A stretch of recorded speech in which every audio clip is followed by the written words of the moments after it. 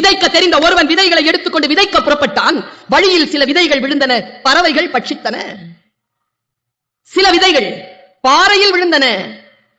பாறையில் மண் ஆழம் இல்லாத காரணத்தினால் முளைத்தன, வெயில் பட்டு கருகின. வீட்டுல போய் யோசிச்சு பாருங்க இதெல்லாம் என்னன்னு. மண் ஆழம் இல்லாத பாறை நிலத்திலே உங்கள் எண்ணங்களையும் உங்கள் வாழ்க்கையையும் விதைத்து விடாதீர்கள். வெயில் பட்டால் கருகி போகும்.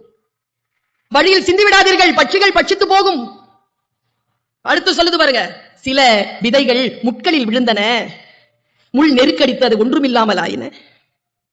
சில விதைகள் நல்ல நிலங்களில் விழுந்தன, அவை 30ஆகவும் 60ஆகவும் 100ஆகவும் போகமளித்தன.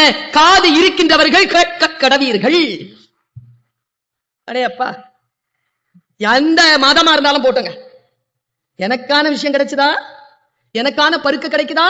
Don't waste your time, don't waste your energy, don't waste your knowledge, don't waste your time. நேரத்தை வேஸ்ட் பண்ணாதீங்க, சக்தி நிலையை வேஸ்ட் பண்ணாதீங்க. யாரும் இப்படி முறைச்சு பார்க்காதீங்க. முறைச்சு பார்த்துக்கிறதுனால உங்களுடைய சக்தி நிலை வீணாகும். ஒண்ணும் இல்ல, உங்க எல்லாருடைய கருத்தையும் திருப்புறதுக்கு ஒரே ஒரு மேட்டர் பண்ணா போதும். மேல ஒரு பொண்ணு வந்து அங்க ஒரு தண்ணி பாட்டில் இருக்குல்ல, அதை எடுத்துட்டு போச்சுன்னா போதும்.